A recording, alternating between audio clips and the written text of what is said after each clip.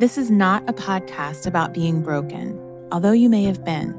This is a podcast about strength for women who find themselves in difficult relationships, including that sometimes difficult one with yourself. We'll look at your relationship through a lens of psychology, faith, and a little dash of my own kind of feminism. We're not fixing them, we're fixing you, and that changes everything.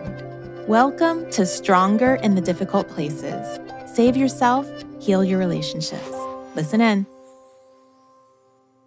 Hey there, welcome. I'm your host, Dr. Zoe, and I'm so glad that you're here today. Today's topic is having hard conversations. But first, I'm going to talk about my win and my fail, as I always do. My fail is that I dropped my phone in the deep end of my pool a couple days ago when it was pretty cold outside. And of course, the pool was freezing. And this was just moments after I dropped my AirPod in the jacuzzi. Yes, the same day. I can't even explain why. So I watched my phone slowly sink to the bottom of my pool. My husband and I were out there together. And I'm like, oh, gee, I do not want to dive in that deep end and get the phone. And my husband's like barking out instructions like, is it waterproof? I'm like, yeah. He's like, okay, get neither one of us wanted to jump in the darn pool.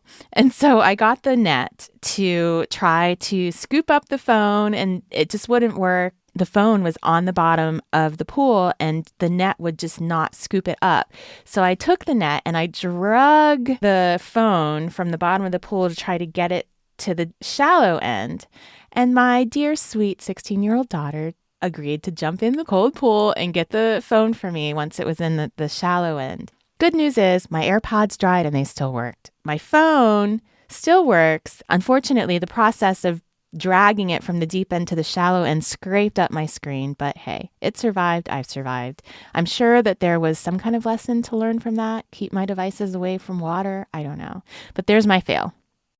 My win is that I had the most beautiful conversation yesterday with my accountant of all people. We've been working together for almost 20 years, and despite the fact that I spend a lot of time avoiding him, he understands that that's not about him. It's just about the money stuff that I'd rather put off. But we've developed a nice relationship. I asked him about his family and how he was doing, and he said, Zoe, someone can be looking at you and talking to you as if they're fine, and their heart is breaking in a million pieces. I think my heart broke in a million pieces when he said that. And then what he told me is, I found that a cup that's cracked can still hold water. You can see the crack and you can't fix it, but it still holds water, and that's the beauty of life. I have to say, for some reason, that felt so profound to me. And he's quite a wise man, and I really enjoy talking to him. And I thought, that's the reason why I do my podcast. This is the reason, actually, why I do a lot of the writing that I do. The title of this podcast is Stronger in the Difficult Places. And it's in those cracks, those difficult places that we sometimes live. And the beauty of life is that a cracked cup can still hold water. Sometimes we can do reparative work on the crack. And sometimes there's nothing that can be done about our heartbreak, but we can still go on in a healthy and beautiful way. And I just wanted to share that with anyone who needed to hear that today. That's my win. A beautiful conversation with a man that I respect and a reminder that a cracked cup can still hold water. Now, on to the topic, having hard conversations. I wanted to do this episode because I've been walking this journey of really hard conversations with a number of my clients recently. Them needing to have them, gearing up to have them, having sessions about it, and then processing the aftermath with them. Conversations with parents, friends, spouses, and children. I have found that it's easier sometimes, and I'm sure you can relate to this. It's easier to be frank with a stranger because the stakes aren't high. In relationships with people that we care about, the risk of hurting them or jeopardizing the relationship silences us. And this is so unfortunate because they are the very people that we should be open with. As a therapist of 20 plus years now, I can't even believe I'm saying that. I think it might even still be on my website that I've been a therapist for 15 years, but years have gone by and I realize, oh, wait, okay, I guess I need to update that. So over the course of my work, I have yet to see a hard conversation yield no fruit. Do they always have the outcome you desire? No. But are seeds planted and burdens lifted and space cleared? Yes, absolutely. Is authenticity created in the space where lies of omission exist? Absolutely. Is intimacy deepened? Yes. So as you listen to this episode today, I want you to think of a conversation that you may need to have with someone. I can think of a number of hard conversations that I've had, and I know I'm getting better at them. Maturity, my work, all of that contributes to that. I've had to fire someone I really liked. I've had to tell my children they had a sibling that they didn't know they had. I've had to end friendships that were no longer serving either of us. And I've also been the recipient of hard conversations. In my book, I talk about the hamburger eating geneticist who gave me my daughter's diagnosis and how badly it was done. Now, I'm not against meat eaters. I eat meat. His description is a long story that I share in my book. But as a practitioner, it's made me keenly aware of the power of my words as I hand out a diagnosis, or as I help a client share a secret with a loved one. I know how it feels when it's done well, and I know how it feels when hard words have been broken to me in a way that was not thoughtful or caring. I think it's important to note that when you hold in things that need to be said, you may find them bubbling out and even exploding in a way that's not productive. So don't do that. It's better to not hold them in and to be intentional about sharing them in your relationships. So here are some questions for you as you think about having the hard conversations. Why do you need to have it? Some things don't need to be said, but a lot of things do. And it's important that you understand your why before you delve into this conversation. Why? What is this? How is this conversation going to serve you? What is the thing that is broken, or what is the thing that's not working? What is it that is the impetus for having this conversation? And why have you been avoiding it? What's the thing you fear? What's keeping you from opening your mouth and letting the words tumble out? What's the thing in between you that's keeping you from sharing this? What exactly do you need to say? So, before we have hard conversations, we need to know what we're going to say. It's hard enough to have the conversation. It's super hard when you haven't prepared. And on top of that, you're not likely to get the thing across that you want to get across. When emotions are high, we often lose our words. When emotions are high, there are big gaps between our intentions and what we want to say and what actually comes out. So I encourage you to write it down. It doesn't mean you have to read it necessarily, although I definitely encourage that for people who know that they really want to say something specific. They don't trust themselves to be able to say the words open without notes. And so I will encourage you, it's okay to read a letter to someone when something's really important. I think it's better to read it than to send it, but if that's what needs to happen, that's okay too. It's also okay to write it down and let them read it and then have a conversation. But we'll also talk later about when it's appropriate to have a conversation and when it isn't. So what exactly do you need to say? Get crystal clear about that. And how can you express your words in a way that is non-blaming, yet also not tiptoeing at the same time? And the main reason for non-blaming is we don't want to elicit defensiveness in the person we're speaking to. They will do that on their own, allow their own triggers and their own, issues to elicit the defensiveness, but don't you be the person that's doing that. So take ownership of anything that's yours and don't take ownership of anything that isn't, but make sure that as you're expressing your words, you're putting it out there without blame.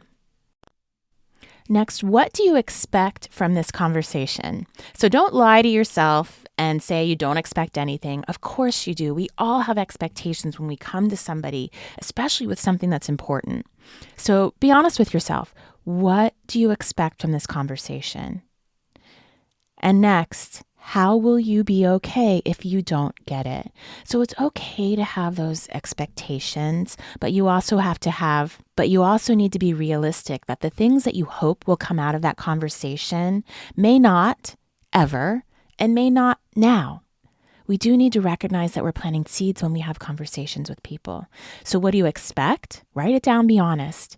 And how will you be okay if you don't get it? There is still value in the conversation, even if what you really hope to happen won't or doesn't. Next, how will having this conversation serve you and serve the relationship?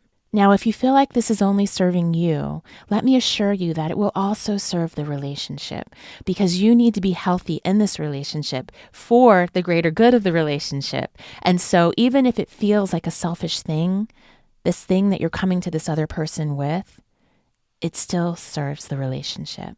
But be clear about it. How will it? These are some things to consider as you think about hard things that need to be said. Do you want to have a conversation or do you need to make a statement? And it is completely unfair if you come to your partner and you say, I need to talk about something, when really you don't want to talk with them. You need to make a statement. So it's okay and important to say, I need to tell you something if you just want to make a statement. And you have to admit that sometimes you just want to make something clear. This is going on, this is going to happen, or this isn't going to happen. I need to let you know. If you've come to a decision about something, make it clear that you are not eliciting input. So make sure that you know, do I want to have a conversation or do I need to make a statement? A conversation is a give and take where both people's opinions, thoughts, and feelings are discussed. And this is generally healthy. I think for most things and most issues in a relationship, a conversation needs to be had. Then maybe decisions need to be made. Maybe statements need to be made later, but a conversation needs to be had. That's part of a partnership. The reality is that it may not be safe to have a conversation with some people. Maybe they're not mature enough. Maybe they tend to get defensive. Maybe your relationship just isn't like that. Maybe you have a difficult time dealing with their anger. If a conversation is unsafe emotionally, that doesn't mean that you now need to pressure cook your words, your feelings, and your thoughts. No, you need to make a statement surrounded by warm boundaries. Words still need to be spoken, but maybe not in a conversational style, but in a, I need to tell you this kind of way. I don't want to have a conversation about this. I just need to tell you this, and now I'm going to leave, and I'm going to give you space to process what I've just told you, and then leave. Don't wait for them to agree. Remember, when we talk about setting healthy boundaries, we make the rules, right? We make a line that we won't cross. It's not about setting rules for somebody else and hoping that they adhere to them. So if you say, I don't want to have a conversation, and you make a statement, don't sit around for a conversation to happen, because they're probably going to have a response. But let them know in a loving way, I don't want to have a conversation about this. I just need to give this to you. I'm going to give you space to process it. And then if you need to have a conversation about it later, we can do that. But it's also important to consider, does it feel unsafe because you're scared, or because you know this person well enough to admit that you can't have a healthy conversation with him? That makes a difference, because if fear is making you feel unsafe, which fear will do that, it's time to take a journey through it. On the other side of fear is the good stuff. You know that already. Waiting until the fear dissipates to speak up is like waiting to get in shape to go to the gym, right? Doesn't make sense. It doesn't work like that. You have to walk through the fear. And I have found that the most painful and scary conversations are the ones that yield the most fruit, the ones that are the most freeing, the ones that can change lives. So what I know is that you can do hard things. What I know is that your words can be spoken either in conversation or a statement couched with boundaries. What I know is that releasing your words creates freedom. You've got this. Thank you for listening to Stronger in the Difficult Places. If you've had a hard conversation after listening to this episode, send me a message. Or if you have a hard conversation that needs to happen and you want some clarification, send me a message. I'd love to hear from you. And don't forget to sign up for my newsletter so that you can get regular encouragement from me. Have a super week.